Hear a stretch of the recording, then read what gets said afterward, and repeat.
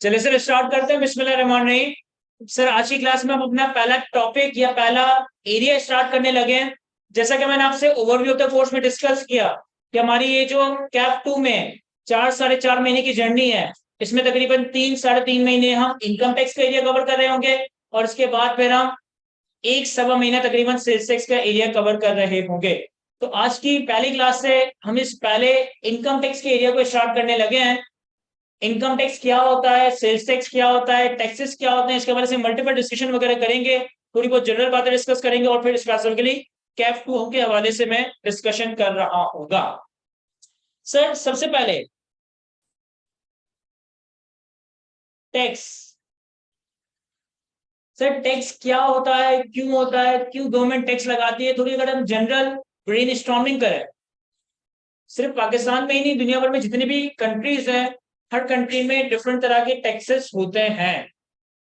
Sir ये government tax क्यों लगाती है लोगों पे, अपने ही लोगों पे टैक्स लगाने का क्या रीजन, क्या ऑब्जेक्टिव समझ आता है?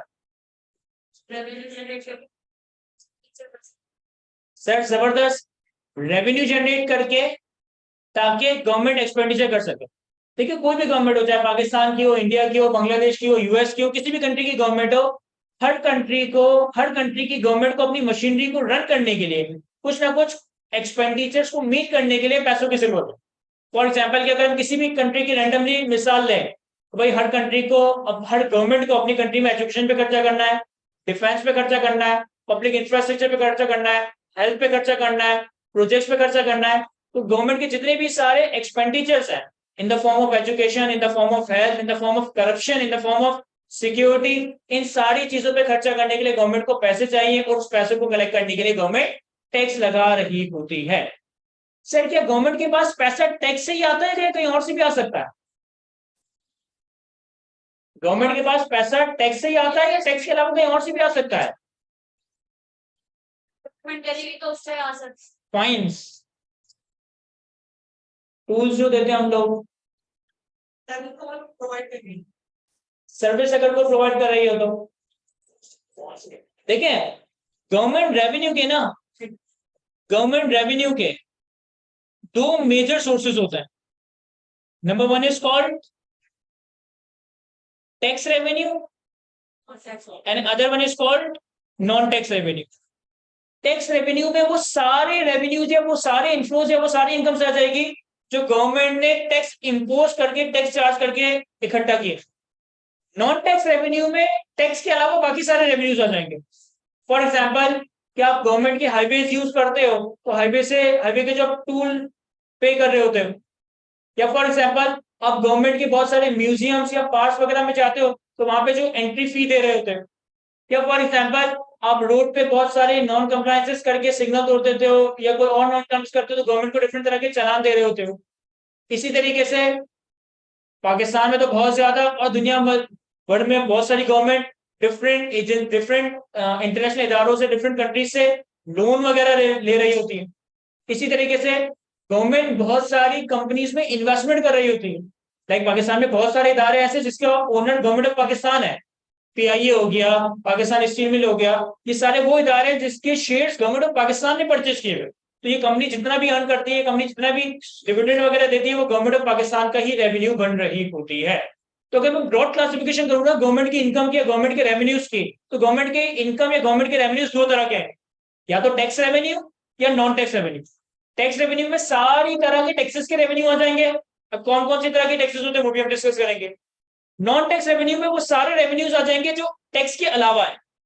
ये पब्लिक पार्ट्स की एंट्री फी हो सकती है, ये डिफरेंट तरह की गवर्नमेंट के नॉन कंप्लायंसेस के चालान और पेनल्टीज हो सकता है, ये डिफरेंट तरह के टूल टैक्सेस हो सकते हैं, ये डिफरेंट तरह की गवर्नमेंट बोरिंग्स हो सकती है, ये डिफरेंट तरह की गवर्नमेंट की इन्वेस्टमेंट्स पे आने वाला रिटर्न हो सकता है। अब अगर हम बात करें स्पेसिफिकली टैक्स की, तो सर टैक्स आपने हो सकता है किसी न किसी स्टेज पे सुना हो कि हम ब्रॉडली दो कैटेगरीज में क्लासिफाई कर सकते हैं। One is called direct tax and the second one is called indirect tax. Sir मालूम है हमें कि डायरेक्ट टैक्स, इनडायरेक्ट टैक्स क्या होता है? इसका बर्डन इस और पर शेयर होता है। जिस पर इन्फोर्स किया जाए वही पे करे तो वो डायरेक्ट टैक्स होता है। सर जबरदस्त जवाब दिया किसी ने। एक ऐसा टैक्स जिसकी पेमेंट और बर्डन, एक ऐसा टैक्स जिसकी पेमेंट और बर्डन अगर सेम पर्सन के ऊपर है ना, तो इसे हम कहते हैं डायरेक्ट टैक्स। सबसे आसान एग्जांपल है इसकी ज़कात। फॉर एग्जांपल कि अगर मुर्तजा कायद की वेल्थ में 1 करोड़ रुपए रखे हैं और उस 1 करोड़ रुपए की वेल्थ को 1 साल का अर्सा गुजर गया है, तो मुर्तजा कायद की जिम्मेदारी है कि वो इस 1 करोड़ रुपए की वेल्थ के ऊपर 2.5% के हिसाब से ज़कात पे करेगा।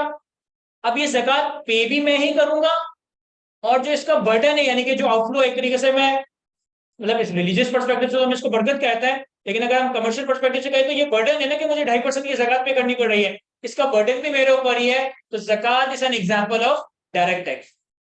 एक ऐसा टैक्स जिसकी पेमेंट और बर्डन एक बंदे के ऊपर है, सेम बंदे के ऊपर है, इस टैक्स को हम डायरेक्ट टैक्स कह रहे होते हैं। मोस्ट कॉमन एग्जांपल आपको समझाने के लिए मैंने क्या दी, ज़कात। ज़कात is an example of direct tax, क्योंकि अगर मेरी वेल्थ है तो मेरी जिम्मेदारी है कि उसमें मैं टैक्स पे करूं, और इसका जो बर्डन भी है वो मैंने ही बर्दाश्त करना है, तो ये एक डायरेक्ट टैक्स है। इसी तरीके से मोस्ट कॉमन एग्जांपल होगी इसकी इनकम टैक्स, कि अगर मैं कोई इनकम कमा रहा हूं, चाहे मैं सैलरी से कमाऊं, चाहे मैं इस बिजनेस से कमाऊं, चाहे मैं प्रॉपर्टी को रेंट पे देकर कमाऊं, चाहे मैं पाकिस्तान स्टॉक एक्सचेंज के शेयर्स पे कोई इनकम कमाऊं, अगर मैं कोई इनकम कमा रहा हूं और इस इनकम के ऊपर जो टैक्स है वो एक डायरेक्ट टैक्स है, क्योंकि मुर्तजा कायद ने जो इनकम कमाई उस पर टैक्स पे करने की जिम्मेदारी भी मेरी है, और उसका जो बर्डन भी है वो भी मुर्तजा कायद ने ही बर्दाश्त करना है। तो income tax is an example of direct tax. Sir indirect tax क्या होता है? सर इनडायरेक्ट टैक्स का मतलब है एक ऐसा टैक्स जिसकी पेमेंट गवर्नमेंट को एक बंदा करे, लेकिन उसका बर्डन कोई और बर्दाश्त करे। एक ऐसा टैक्स जिसकी पेमेंट गवर्नमेंट को एक बंदा करे, लेकिन उसकी बर्डन कोई और बंदा बर्दाश्त करे। और इसकी मोस्ट कॉमन एग्जांपल है सेल्स टैक्स। आपकी इकोनॉमी का जो सप्लाई चेन मेंबर होता है ना, सर सप्लाई चेन मेंबर कौन होता है? इंपोर्टर हो गया, मैन्युफैक्चरर हो गया, होलसेलर हो गया, रिटेलर हो गया, डिस्ट्रीब्यूटर हो गया, इनको हम कहते हैं सप्लाई चेन मेंबर। ये सप्लाई चेन मेंबर की जिम्मेदारी होती है कि वो sales tax government of Pakistan को पे करता है, लेकिन ये सप्लाई चेन मेंबर जो sales tax government of Pakistan को पे करता है वो बर्डन अपने ऊपर नहीं लेता है, वो आपको एंड कंज्यूमर को, जनरल कंज्यूमर को वो बर्डन ट्रांसफर कर देता है इन the form of increase price of goods and services. अगर मुर्तजा कायद ने इनकम टैक्स देना है तो मुर्तजा कायद ने पे भी करना है और बर्डन भी बर्दाश्त करना है। लेकिन अगर लेट से कि मैंने फ्रेंच फ्राइज का ठिया खोला हुआ है और उसमें मुझे सेल्स टैक्स पे करना है, तो मैं सेल्स टैक्स गवर्नमेंट को पे करूंगा, लेकिन बर्डन पे अपने सर पे नहीं लूंगा, उसका बर्डन मैं प्राइस इन्फ्लेट करके आप लोगों के सर पे ही चेप या मार दूंगा। इनकम डायरेक्ट टैक्स और इनडायरेक्ट टैक्स में बुनियादी फर्क क्या है कि सर डायरेक्ट टैक्स एक ऐसा टैक्स है जिसकी पेमेंट और बर्डन सेम पर्सन के ऊपर है, और इनडायरेक्ट टैक्स ऐसी टैक्स है जिसकी payment by 1% but burden on another person. और इसकी मोस्ट कॉमन एग्जांपल क्या होगी? सर इसकी मोस्ट कॉमन एग्जांपल है इनकम टैक्स और सेल्स टैक्स। अब अगर मैं पाकिस्तान की बात करूं ना, तो पाकिस्तान में इन टोटल कोई 46 या 47 टाइप के डिफरेंट टैक्सेस लगते हैं। पाकिस्तान में डिफरेंट तरह के 45, 46 या 47 तरह के डिफरेंट टैक्सेस लगते हैं। कुछ पॉपुलर है, कुछ अनपॉपुलर है, लेकिन अगर आप पाकिस्तान के लॉस की बात पूछेंगे तो पाकिस्तान में टोटल 40-47 किस्म के टैक्सेस लगता है। हमने बहुत पॉपुलर तो सुने हुए हैं, हमने इनकम टैक्स का नाम मल्टीपल टाइम सुना होगा, हमने सेल्स टैक्स का नाम मल्टीपल टाइम सुना होगा, हमने प्रॉपर्टी टैक्स का नाम सुना होगा, हमने कस्टम ड्यूटी का नाम सुना होगा, हमने एक्साइज ड्यूटी का नाम सुना होगा। ये 5-6 टैक्सेस ऐसे हैं जो बड़े पॉपुलर है। Income tax, sales tax, custom duty, property tax, federal excise duty, ये वो है जो कि पॉपुलर है, जो कि हमें सुनने को मिलता है। लेकिन टोटल 47 किस्म के टैक्सेस हैं। वर्कर वेलफेयर फंड है, वर्कर प्रॉफिट पार्टिसिपेशन फंड है, रूट टैक्स है, फायर टैक्स है, और 10 तरह के एग्रीकल्चर टैक्स है, लैंड टैक्स है, और 10 तरह के टैक्सेस को अगर मिला जुला के अगर मैं काउंट करूं ना, तो पाकिस्तान में इन टोटलिटी कोई 46 या 47 टाइप के डिफरेंट तरह के टैक्सेस इंपोज किए जा रहे होते हैं। आपके कैफ 2 में एक डायरेक्ट टैक्स आपके कोर्स का पार्ट है, that is income tax. Income tax is an example of direct tax, जो कि आपको कैफ लेवल पे करवाया जाएगा। और एक इनडायरेक्ट टैक्स आपके कोर्स का पार्ट है, that is called sales tax. ये मैं कैफ 2 की बात कर रहा हूं। जब आप सीए फाइनल पे आओगे तो सीए फाइनल पे एक और इनडायरेक्ट टैक्स आपको कवर करवाया जाएगा, that is federal excise duty. ये सीए फाइनल में एडवांस रजिस्ट्रेशन पे आप कवर करेंगे। कैफ लेवल पे एक डायरेक्ट टैक्स आपके कोर्स का पार्ट बनाया गया, that is called income tax. और एक इनडायरेक्ट टैक्स आपके कोर्स का पार्ट बनाया गया, that is called sales tax. जब हम इंशाल्लाह सीए फाइनल में पहुंच जाएंगे कभी ना कभी, तो उस वक्त एक और indirect tax federal excise duty भी आप लोगों को कवर करवाया जा रहा होगा। अब इनकम टैक्स को हमने कवर तो करना ही है, हम डिटेल में इनकम टैक्स को कवर कर रहे होंगे और अगले 3-3.5 महीने तक हम इनकम टैक्स को ही लेके चल रहे होंगे। लेकिन मेरा इनकम टैक्स को पढ़ाने का पैटर्न कुछ इस तरह से है कि मैं पहली क्लास में ना इनकम टैक्स की कंप्यूटेशन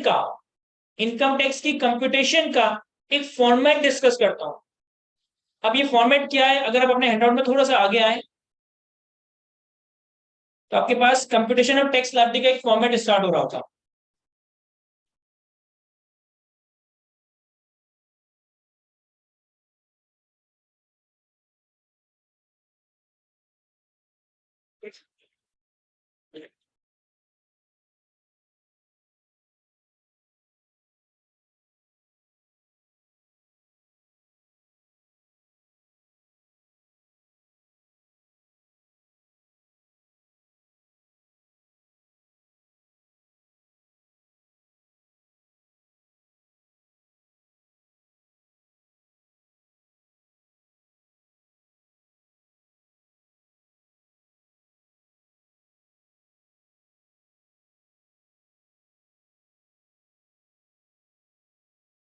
अब देखिए, हम अपनी आने वाली क्लासेस से इस इनकम टैक्स के एरिया को बिल्कुल बेसिक से स्टार्ट करेंगे। बिल्कुल बेसिक से स्टार्ट करने का मतलब है कि आपको बिल्कुल पहले बेसिक टर्म समझाई जाएगी कि टैक्स की डेफिनेशन क्या है, इनकम की डेफिनेशन क्या है, किसके ऊपर टैक्स लग रहा होता है, किस तरह से लग रहा होता है। ये सारी बातें हम बिल्कुल बेसिक से स्टार्ट करेंगे और फिर बिल्कुल फाइनल लेवल तक लेकर चले जाएंगे। लेकिन पहली क्लास में मेरा तरीकेकार ये होता है कि मैं इनकम टैक्स की कंप्यूटेशन का एक फॉर्मेट अपने स्टूडेंट के साथ डिस्कस करता हूँ। ये फॉर्मेट में इसलिए डिस्कस करता हूं कि एक तो ये एग्जाम पर्सपेक्टिव से बड़ा इंपॉर्टेंट है। जो मैंने आपको बताया ना कि इनकम टैक्स के एरिया की जो वेटेज है वो अराउंड 75 मार्क की है, और 75 मार्क्स में से आपसे तो तकरीबन 30-35 मार्क न्यूमेरिकली टेस्ट किए जाएंगे। तो इनकम टैक्स का 30-35 मार्क का एरिया जो आपसे न्यूमेरिकली टेस्ट किया जाता है वो इसी फॉर्मेट के ऊपर किया जा रहा है। एक तो ये इंपॉर्टेंस है कि एग्जाम पर्सपेक्टिव से काफी ज्यादा इंपॉर्टेंट है। दूसरा, इस फॉर्मेट में खास बात यह है कि ये फॉर्मेट जो है ना आपको पूरे इनकम टैक्स ऑर्डिनेंस की एक डायरेक्शन, एक सीक्वेंस बता देगा। यानी कि आपको पूरे इनकम टैक्स ऑर्डिनेंस का एक बर्ड्स आई व्यू मिल जाएगा कि अगले 3-3.5 महीने तक हम अपने इनकम टैक्स के कोर्स को किस सीक्वेंस में, किस प्रोसीजर के थ्रू या किस डायरेक्शन में लेके चल रहे होंगे। इसकी पूरी सीक्वेंस, इसका पूरा एक बर्ड्स आई व्यू, इसका पूरा एक समरी वर्जन आपको इस कंप्यूटेशन ऑफ टैक्स लायबिलिटी के फॉर्मेट में नजर आ रहा होगा। अब ये क्या है sir computation of tax liability? Sir हमने न्यूज वगैरह में या अपने आसपास में इनकम टैक्स रिटर्न या इनकम टैक्स गोशवारे का लफ्ज तो सुना ही होगा, सुना है हमने? इनकम टैक्स रिटर्न समझ आता है? ऐसा नहीं हो सकता कि आपने इनकम टैक्स रिटर्न का लफ्ज ना सुना हो। न्यूज में अक्सर आ रहा होता है सितंबर अक्टूबर में कि इनकम टैक्स के रिटर्न को फाइल करने की लास्ट डेट ये है, इनकम टैक्स के रिटर्न को फाइल करने की ड्यू डेट गवर्नमेंट ने बढ़ा दी। बेसिकली होता क्या है कि हर साल खत्म होने के बाद एक टाइम पीरियड दिया जाता है जिसमें हर बंदे की जिम्मेदारी होती है कि उसने अपने पूरे साल के मामला गवर्नमेंट ऑफ पाकिस्तान को रिपोर्ट कर, यानी वो अपने पूरे साल की इनकम कैलकुलेट करता है और उस इनकम के ऊपर जो टैक्स बनता है वो टैक्स कैलकुलेट करता है और उस इनकम और टैक्स की वर्किंग गवर्नमेंट ऑफ पाकिस्तान को सबमिट कर रहा हो। ये जो हम अपने पूरे साल की इनकम और उसके ऊपर टैक्स की वर्किंग गवर्नमेंट ऑफ पाकिस्तान को सबमिट करते हैं ना, इस डॉक्यूमेंट का नाम होता है इनकम टैक्स रिटर्न। जैसे फॉर एग्जांपल आपने आईकेएप में एडमिशन लिया तो आपने आईकेएप के रजिस्ट्रेशन फॉर्म या एडमिशन फॉर्म फिल किया होगा, या आप आईक्यू में एडमिशन लेते हो आप आईक्यू का कोई एडमिशन फॉर्म फिल करोगे, या आप अपने चालान या बाइक के लाइसेंस बनवाने चाहते हो तो वहां पे आप लाइसेंस का कोई फॉर्म फिल कर रहे हो। तो इसी तरीके से हर साल खत्म होने के बाद हमें गवर्नमेंट ऑफ पाकिस्तान को एक इनकम टैक्स रिटर्न फाइल करना पड़ता है। ये इनकम टैक्स रिटर्न क्या है? जिसमें आप अपने पूरे एक साल के मामला गवर्नमेंट को बताते हैं कि भाई पूरे एक साल में मैंने ये इनकम कमाई, ये टैक्स लॉस के बेनिफिट्स अवेलेबल हैं, ये मेरा टैक्स बनता है और ये मैंने पूरा income tax government of Pakistan को जमा करवा दिया है। अब इस फॉर्मेट को डिस्कस करने का रीजन मैं आपको बताया कि एग्जाम में इनकम टैक्स के एरिया से जो 30-35 मार्क का न्यूमेरिकल आएगा वो इसी फॉर्मेट में डिस्कस होगा। सेकेंडली, ये फॉर्मेट आपको पूरे इनकम टैक्स ऑर्डिनेंस का एक बर्ड्स आई व्यू प्रोवाइड करेगा कि हमारी क्लासेस, हमारा कोर्स और हमारी सारी कंपटीशन किस सीक्वेंस में प्रोसेस हो रही होगी। इनकम टैक्स ऑर्डिनेंस के कंपटीशन के फॉर्मेट के तहत एक टैक्स पेयर पूरे साल में जो कुछ भी कमाएगा, एक टैक्स पेयर पूरे साल में जो कुछ भी कमाएगा उसे 5 में से किसी एक क्लास ऑफ इनकम में बाइफरकेट कर देगा। इनकम टैक्स कंप्यूटेशन के फॉर्मेट में एक टैक्स पेयर पूरे साल में जो कुछ भी कमाएगा इसे 5 में से किसी एक कैटेगरी में क्लासिफाई कर दें। 5 कैटेगरी कौन सी है सर? सबसे पहले सैलरी, इसके बाद इनकम फ्रॉम प्रॉपर्टी, इसके बाद इनकम फ्रॉम कैपिटल गेन, इसके बाद इनकम फ्रॉम बिजनेस और लास्ट है हमारे पास इनकम फ्रॉम अदर सोर्सेस। इन कैटेगरीज को लॉ में नाम दिया जाता है हेड्स ऑफ इनकम।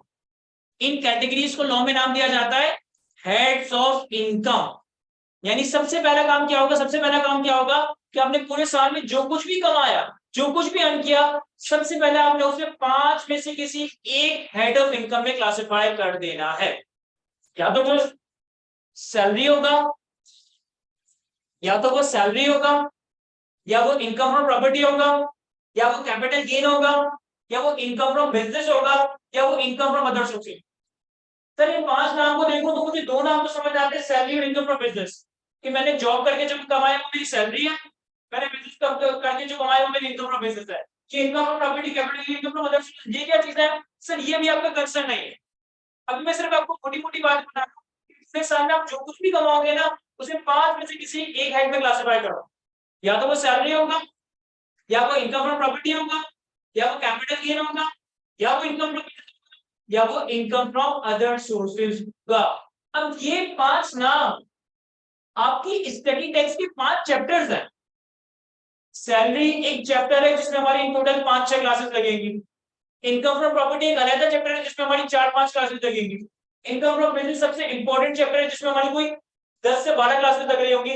तो पहले हम इन 5 हेड्स ऑफ इनकम को कवर करेंगे। और सबसे पहले क्या होगा कि पूरे साल में हमने जो कुछ भी कमाया, salary, capital gain, income from property, income from other sources, इन 5 में से किसी एक, क्या कहेंगे इसे, हेड्स ऑफ इनकम। मैं क्लास ऑफ इनकम का लफ्ज इस्तेमाल नहीं करूंगा, मैं कैटेगरीज ऑफ इनकम का लफ्ज इस्तेमाल नहीं करूंगा, मैं लॉ के जार्गन इस्तेमाल करूंगा। पूरे साल में एक टैक्स पेयर जो भी इनकम अर्न करेगा सबसे पहला काम ये होगा उसे 5 में से किसी एक हेड ऑफ इनकम में क्लासिफाई कर दिया जाएगा। क्या ये बात समझ आती है? अब जब हम हेड्स ऑफ इनकम कैलकुलेट करेंगे, जब हम कोई भी हेड ऑफ इनकम कैलकुलेट कर रहे होंगे तो हर हेड ऑफ इनकम में जो कैलकुलेशन होगी, जो कंप्यूटेशन होगी, वो कुछ इस तरह से होगी।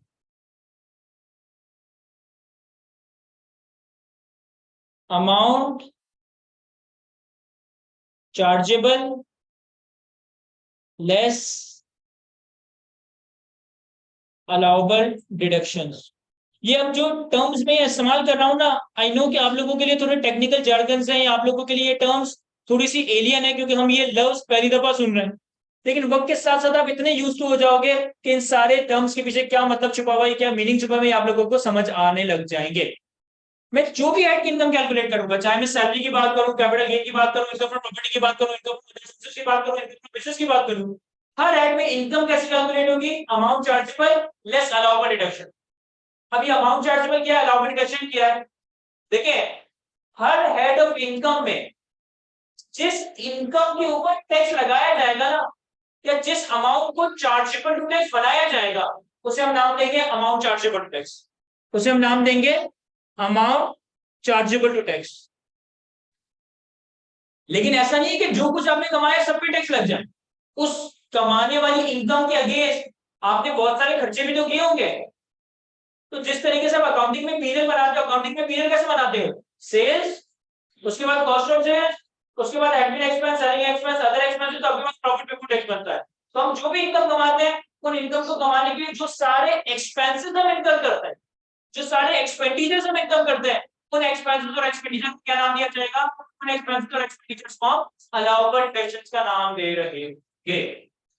यानी फॉर एग्जांपल कि अगर मैं आईक्यू की इनकम फ्रॉम बिजनेस कैलकुलेट करूं तो मेरी अमाउंट चार्जेबल क्या होगी? सर मैंने आप लोगों को सीए के कोर्सेज बेचकर जो फीस कमाई, मैंने आप लोगों को बुक शॉप से जो बुक्स बेचकर पैसे कमाए, मैंने आप लोगों को कैंटीन से चीजें बेचकर जो पैसे कमाए, ये सारे पैसे मेरे लिए अमाउंट चार्जेबल है। अलाउबल डिडक्शन क्या होंगे? सर ये सब कुछ कमाने के लिए मैंने बेतहाशा खर्चे भी तो किए होंगे, मैंने जगह का रेंट दिया होगा, मैंने जगह का रेंट दिया होगा, मैं अपने एडमिन स्टाफ को सैलरी दे रहा हूँ और 10 तरह के खर्चे कर रहा हूँ, वो सारे खर्चे कहाँ पे अकाउंट करोगे? वो सारे खर्चे हमारे लिए अलाउबल डिडक्शंस कहलाए जा रहे हैं। तो कोई भी हेड ऑफ इनकम हो, चाहे वो सैलरी हो, कैपिटल गेन हो, इनकम फ्रॉम प्रॉपर्टी हो, इनकम फ्रॉम बिजनेस हो या इनकम फ्रॉम अदर सोर्सेज हो, हर हेड की इनकम कैलकुलेट करते होगी amount chargeable tax less allowable tax. अब फॉर एग्जांपल हम इनकम फ्रॉम बिजनेस की बात करेंगे तो इनकम फ्रॉम बिजनेस में अमाउंट चार्जेबल क्या होगा? सर इनकम फ्रॉम बिजनेस में अमाउंट चार्जेबल होगा सेल्स रेवेन्यू होगा। अलाउबल डिडक्शन क्या होगा? सर अलाउबल डिडक्शन में हमारे पास कॉस्ट ऑफ सेल्स आ रहा होगा, एडमिन एक्सपेंस आ रहा होगा, सेलिंग एक्सपेंस आ रहा होगा और खर्चे आ रहे होंगे। लेकिन अगर मैं बात करता हूं इनकम फ्रॉम प्रॉपर्टी की, इनकम फ्रॉम प्रॉपर्टी को डिटेल में कवर करेंगे, लेकिन अभी एक बात थोड़ी सी, इनकम फ्रॉम प्रॉपर्टी के हेड में रेंटल इनकम टैक्स होती है।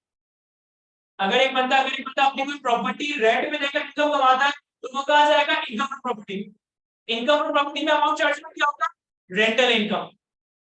लेकिन उस रेंटल इनकम को अर्न करने के लिए हो सकता है आपने कोई खर्चा किया हो, आपने प्रॉपर्टी का किया हो, आपने कोई वॉचमैन रखवाया हो, आपने कोई इंश्योरेंस करवाई हो, आपने कोई गवर्नमेंट को टैक्स लगा दिया हो, तो ये इनकम फ्रॉम प्रॉपर्टी का अलाउबल डिडक्शन।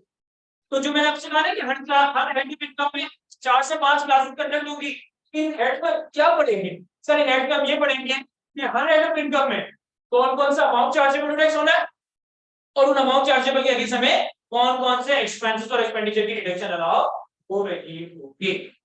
सर ऐसा भी तो हो सकता है कि किसी साल मैं किसी हेड ऑफ इनकम में इनकम जनरेट करूं, अमाउंट चार्जेबल जनरेट करूं, लेकिन उसको कमाने के लिए जो मैंने खर्चा किया है वो खर्चा इनकम से ज्यादा आ जाए।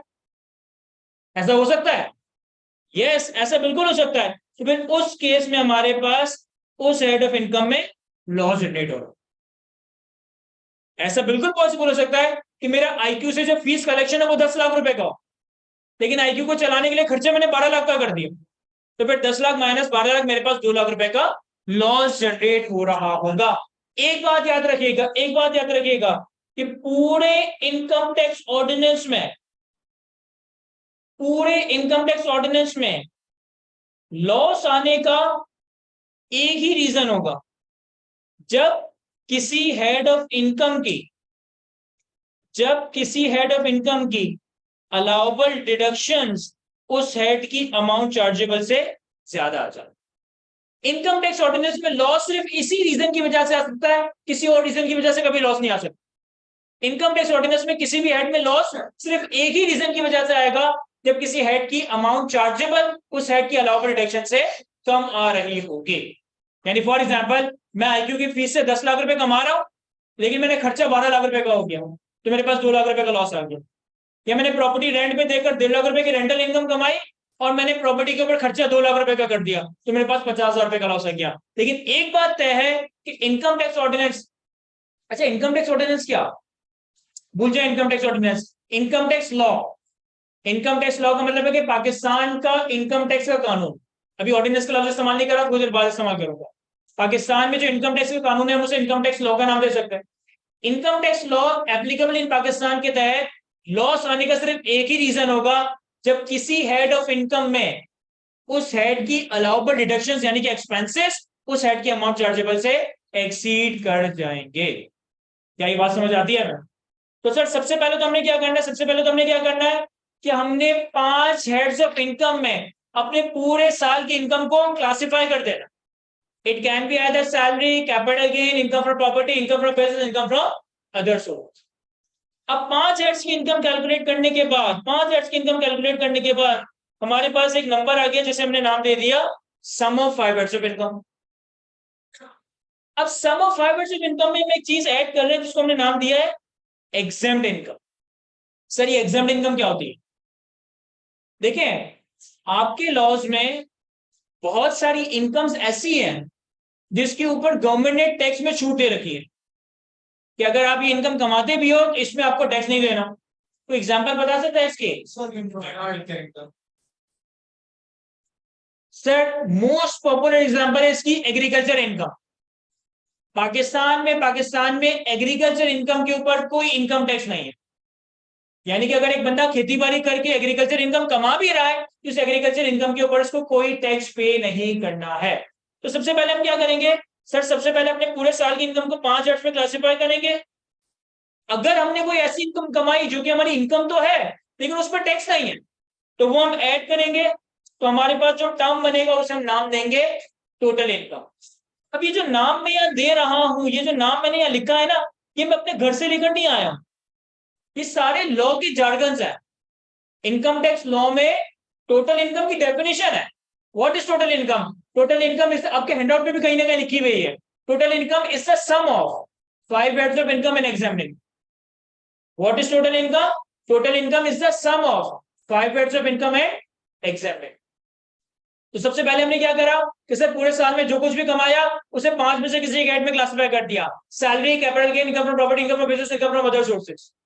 इसके बाद इसमें ऐड किया एग्जाम्ड इनकम, तो हमारे पास क्या बना? Total income. इसके बाद इसमें ऐड किया एग्जाम्ड इनकम, तो फिर हमारे पास क्या बना? Total income.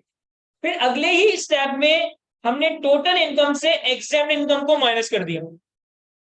अगले ही स्टेप में हमने टोटल इनकम से एग्जाम्ड इनकम को माइनस कर दिया। और भी चीजें माइनस होंगी, हमारे पास रिजल्टेंट बनने लगेगा टैक्सेबल इनकम।